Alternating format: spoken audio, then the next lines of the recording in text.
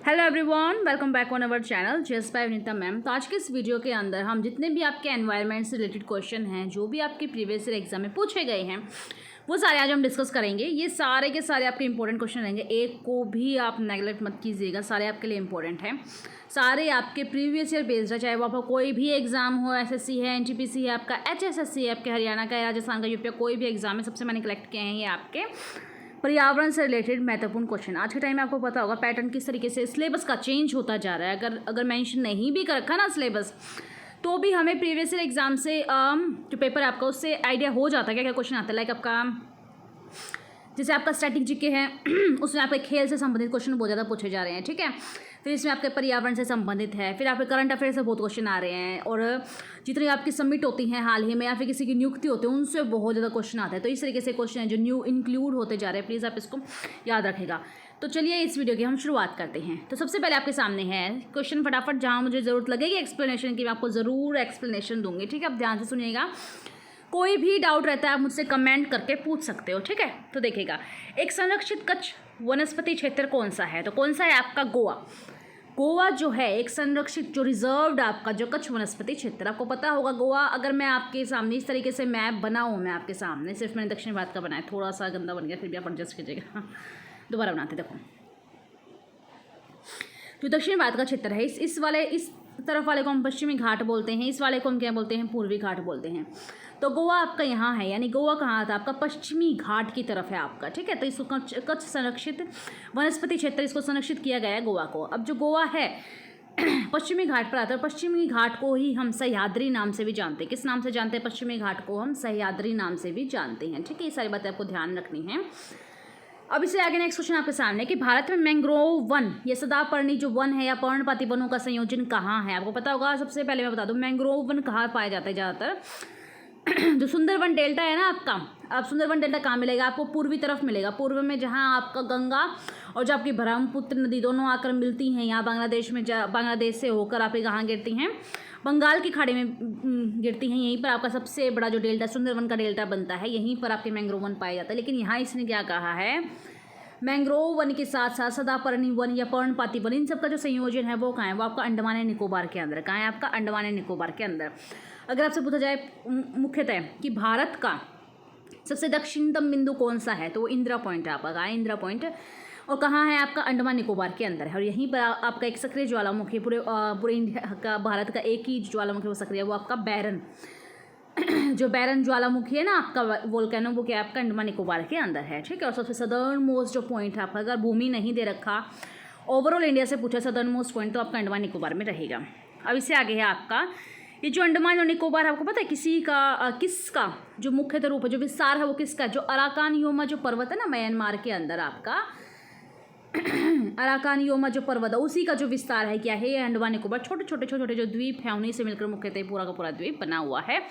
और अंडमान और निकोबार के बीच में कितने डिग्री चैनल है? 10 डिग्री जो चैनल है वो आपका अंडमान और निकोबार के बीच में है। ये सारी बात आप ध्यान रखना। थोड़ी सी तबीयत खराब हो रही है काफ़ी दिनों से, बट फिर भी मैं कोशिश करती हूँ किस तरीके से बस 1 या 2 दिन का गैप लग जाता है कि मैं आपके लिए वीडियोज़ ले पाऊँ,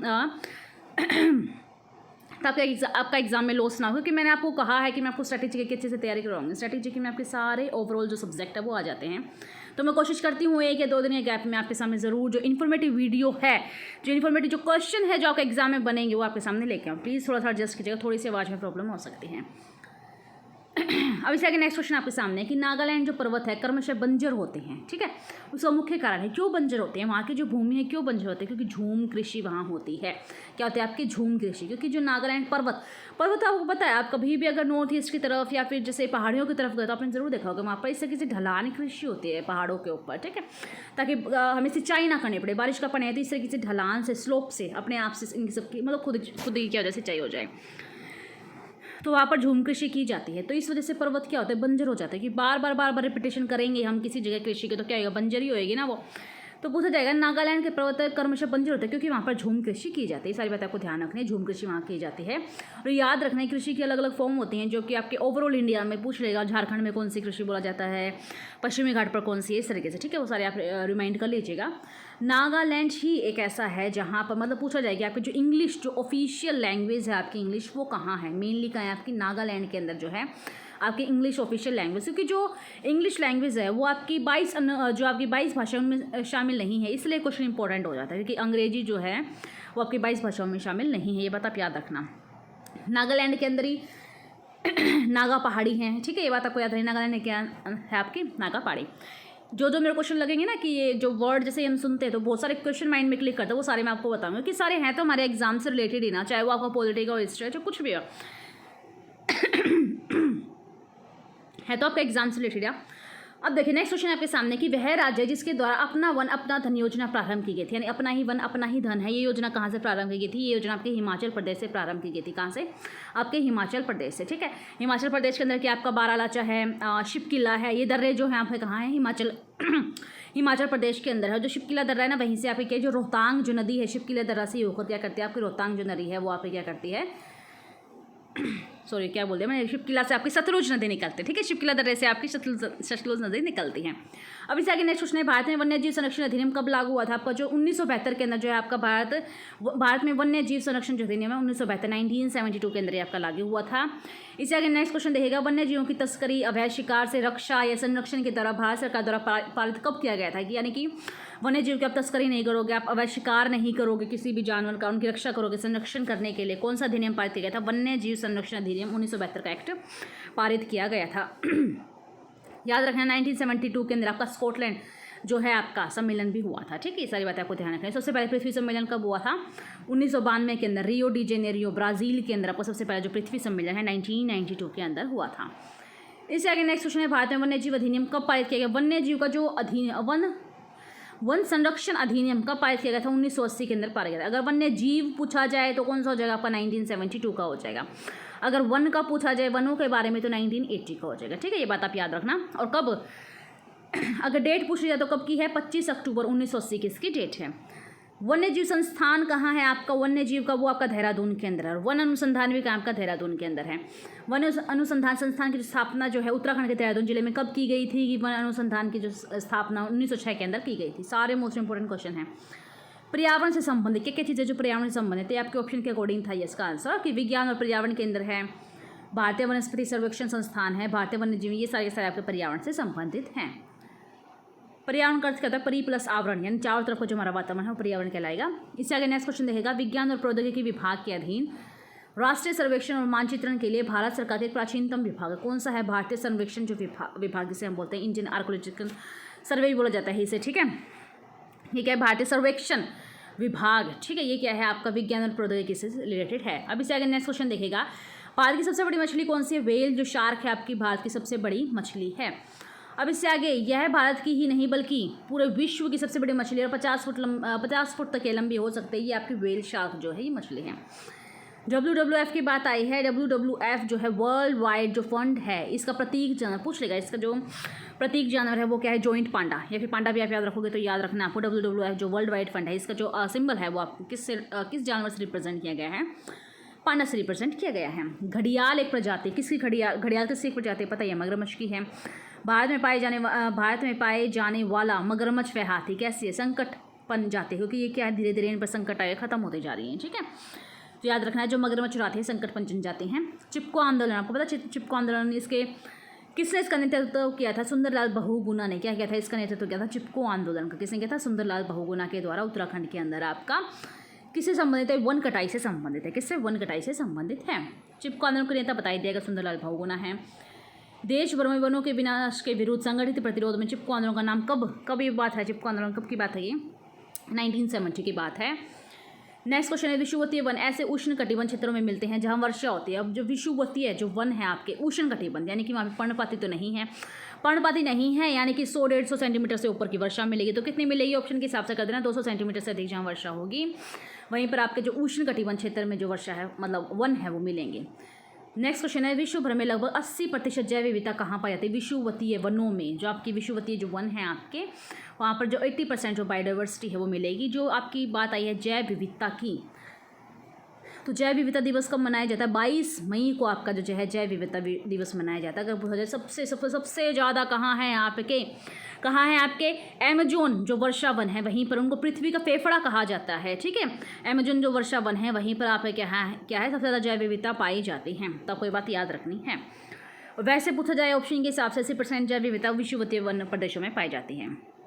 इससे आगे नेक्स्ट क्वेश्चन है, भारत में उपयुक्त पारिस्थितिक संतुलन बनाए रखने के लिए वनाच्छादन हेतु न्यूनतम कम से कम कितने वन होने चाहिए? कम से कम, जैसे कहते हैं ना हम लोग किसी क्लास में लाइक लगा लो हम स्कूल गोइंग स्टूडेंट हैं, अभी तो हम कॉलेज में भी हो चुके हैं, ठीक है, तो उसमें स्कूल वाले बच्चों को पास होने से कम कितने नंबर चाहिए? 33% तो चाहिए, तभी तो वो पास होना जाएगा। तो ऐसे ही आपका भारत में उपयुक्त अगर आपको पारिस्थितिक जो तंत्र है वो बनाए रखना है तो कम से कम आपको 33% है वो वन होने चाहिए। बहुत सी जगह नहीं है तो वहाँ सरकार के द्वारा लक्ष्य रखा गया है कि इतने साल तक हम 33% जो वन है मतलब लगाने का हम लोग उसको क्रॉस कर लेंगे। अब इससे आगे राष्ट्रीय वन नीति में भारत के कुल भौगोलिक क्षेत्र में जितने प्रतिशत पर वन रखने का लक्ष्य 1/3 राष्ट्रीय वन नीति या भारत के कुल भौगोलिक क्षेत्रफल कम से कम 1/3 जो है वो वन होने चाहिए।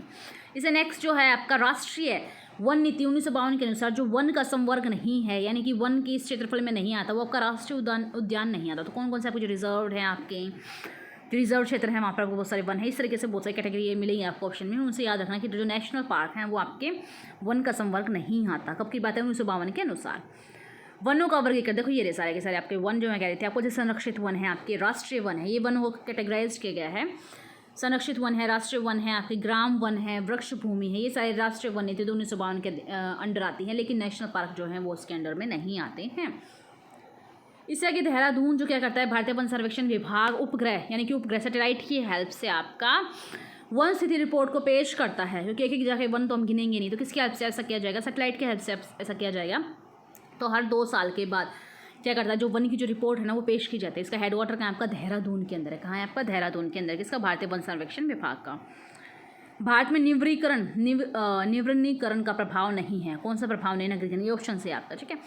जो एक बार उपयोग होने के बाद पुनः उपयोग में लाए जाते हैं, पता है आपको, जो एक बार हम लोग यूज़ कर लेते हैं उसको दोबारा रीयूज़ यानी रिन्यू करना, यानी उसे क्या कहेंगे हम? नवीकरणीय संसाधन कहेंगे, ठीक है। रिन्यूएबल सोर्सेज जिसे कहा जाता है। अगर जो रिन्यू ना हो, लाइक जैसे आपका प्लास्टिक है, ठीक है, यानी एक बार यूज़ करने के बाद इसको जो वन यूज़ प्लास्टिक उसको हम यूज़ नहीं कर पाते, उसे नॉन रिन्यूएबल कहा जाएगा, यानी कि इसे अनवीकरणीय संसाधन जो है वो कहा जाएगा। नवीकरण में से आपका जल है, ठीक है, ये सारे आपके नवीकरण संसाधन हैं। अब इससे आगे वनों में पर्यावरण की गुणवत्ता अगर आपको बढ़ानी है तो क्योंकि वन पर्यावरण से कार्बन डाइऑक्साइड का अवशोषण को मुक्त करते हैं। किसको करते हैं? ऑक्सीजन को। यानी अगर आपको वनों से आपके पर्यावरण की गुणवत्ता बढ़ानी है, आपको पता है जो वन क्या करता है, अभी कार्बन डाइऑक्साइड को छोड़ते हैं, ठीक है, और हम लोग जो वन है वो कार्बन डाइऑक्साइड को लेते हैं और ऑक्सीजन को छोड़ते हैं, और हम लोग क्या करते हैं? ऑक्सीजन को लेते हैं, कार्बन डाइऑक्साइड को छोड़ते हैं। तो वन पर्यावरण से कार्बन डाइऑक्साइड का अवशोषण से कर मुक्त करते हैं, क्योंकि वो क्या करते हैं, जो भी हमारे आसपास जितने भी कार्बन डाइऑक्साइड उसको अवशोषित करते हैं। तो यानी कि क्या देते हैं फिर? वो हमें ऑक्सीजन देते हैं, ठीक है, ये बात आपको ध्यान रखनी है। विकास के चरण के आधार पर प्राकृतिक संसाधनों को निम्न समूह में विभाजित किया जाता है। कौन कौन से विकास के संसाधन आपको याद रख लेना, या तो आपको 10th का, अगर आपने 10th में पढ़ा है ना अच्छे से, तो फर्स्ट ज्योग्राफी चैप्टर उसमें एज इट इज रखे, संभाव्य संसाधन, वास्तविक है, आरक्षित, स्टॉक संसाधन, ये सारे सारे आपको वहाँ मिल जाएंगे। जो एक क्षेत्र में स्थित तथा भविष्य में प्रयोग किया जाए संभाव्य यानी संभावना है कि उसे हम फ्यूचर में यूज़ कर लें, तो संभाव्य संसाधन कहेंगे। जिनका सर्वेक्षण किया गया उनकी मात्रा व गुणवत्ता का पता लगाएगा, जिसका वर्तमान समय प्रयोग यानी वर्तमान में यूज़ करें तो वास्तविक संसाधन हो जाएगा, भविष्य में यूज़ करें तो संभाव्य संसाधन हो जाएगा। जिसको हम रीयूज़ कर सके वो नवीकरण हो जाएगा, जिसको रीयूज़ ना कर सके वो अनवीकरण हो जाएगा। जो पूरे राष्ट्र के लिए, राष्ट्र के हित में उसे राष्ट्रीय संसाधन कह देंगे, ठीक है। अब इससे आगे NRSA यानी कि राष्ट्रीय सुदूर संवेदन अभिकरण प्रणाली में चित्रित वह भू क्षेत्र जो वास्तव में वनाच्छादित होता है, यानी वहाँ पर बहुत ज़्यादा मात्रा में वन पाए जाते हैं, उसे वनावरण, यानी जो वन से ढका हुआ हो ऐसा आवरण से वनावरण कहते हैं। मैंग्रोव वनस्पति आपको तटों के सहारे आपको मिलते हैं। अगर मुख्यतः पूछा जाए तो मैंग्रोव वनस्पति मिलेगी आपको कहाँ? सुंदरवन डेल्टा में सबसे ज़्यादा मैंग्रोव। ये क्या करते हैं आपके? बाढ़ आती है उसको रोकने का काम करता है, कि जो मैंग्रोव जो वनस्पति है उसकी पकड़, उसकी जड़ इतनी ज़्यादा जो पकड़ होती है ज़मीन से, अगर बाढ़ भी आ जाएगी तो भी एक मैंग्रोव जो वनस्पति है वो टस से मस नहीं होगी, ठीक है। तो जो मैंग्रोव वनस्पति हैं वो आपके तटों के सारे, आपको पता है जो वृक्ष होते हैं आपके, पेड़ होते हैं आपके, वो कहते हैं बारिश को लाने में सहायक होते हैं। ये बस सारी बात आपको याद रखनी है। भारत में मैंग्रोव यानी ज्वारीय वनस्पति मुख्यतः बता दिया था मैंने आपको, सुंदरवन के अंदर पाई जाएगी। अब इससे आगे है ये डेल्टा प्रदेशों तथा समुद्र के ज्वार वाले भागों में होते हैं, इन्हें मैंग्रोव वनस्पति के नाम से जाना जाता है। उसे हम ज्वारीय वन भी कहते हैं, जो भी अभी ऊपर आया था मैंने आपको बताया था, उसे ज्वारीय वन के नाम से भी जाना जाता है। मैंग्रोव वनस्पति का सर्वाधिक जो क्षेत्र है सुंदरवन डेल्टा में पाया जाता है। यहाँ के वनों का विशेष रूप से उल्लेखनीय से हम सुंदरी वृक्ष के नाम से भी जानते हैं। किससे? सुंदरवन डेल्टा यानी कि सुंदरी वृक्ष, ठीक है। ये सारे आपके क्वेश्चन थे, ये सारे क्वेश्चन थे आपके पर्यावरण से संबंधित। मैं कुछ आपके बातें मैं आपको बताना चाहूँगी, 2 मिनट आपके लेना चाहूँगी बस। ये सारे क्वेश्चन करवाए मैंने आपको पर्यावरण से संबंधित। इससे पहले मैं आपका जो मैंने अभी हिस्ट्री की सीरीज स्टार्ट किया, मैंने बहुत सारी सीरीज स्टार्ट कर रखी है, सारी की सारी पेंडिंग में, धीरे धीरे कंप्लीट होंगे भाई, एकदम से नहीं हो पाएगा, धीरे धीरे। क्योंकि स्टैटिक जीके क्या होता है, जितने भी सब्जेक्ट हों सबका जो मतलब अगर उसको मिक्स करते हैं, मिक्स का मतलब कि सारे के सारे क्वेश्चन स्टैटिक जीके में पूछे जाते हैं। मैं कोशिश करती हूँ कोई भी क्वेश्चन आपका रह ना जाए, तो बहुत सारी सीरीज स्टार्ट रखी, सारी कंप्लीट भी करेंगे हम, थोड़ा सा वक्त दीजिएगा।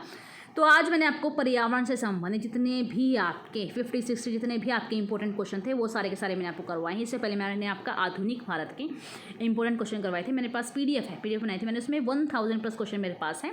अभी मैंने आपको सिर्फ उसमें 50-60, अगर मैंने एक्सप्लेनेशन भी किया तो आप लगा लो 70-80, मैंने इतने क्वेश्चन आपको करवाए हैं। उसका कंप्लीट होने के बाद उसके में जो पीडीएफ है मैं आपको टेलीग्राम पर मेंशन कर दूँगी, उसका कंप्लीट पीडीएफ होने के बाद, अभी नहीं कंप्लीट होने के बाद जो ही मैं पढ़ा रही हूँ डेली आपको जो पीडीएफ है, जैसे पर्यावरण आज मैंने पढ़ा, आपको लिखने की जरूरत नहीं है, बस आपने पढ़ लिया, समझ में आ गया, एक्सप्लेनेशन समझ में आ गया, अब आपको रिवीजन करना है।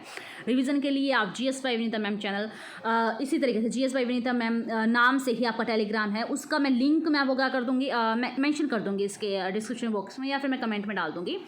इसको आप ज़रूर फॉलो कीजिएगा। एज इट इज़ जो ये पीडीएफ है फ्रीली आपको क्या मिलेगी, टेलीग्राम पर मिल जाएगी। आप मुझे इंस्टाग्राम पर, फेसबुक पर, हर सोशल साइट्स पर आप मुझे फॉलो कर सकते हैं।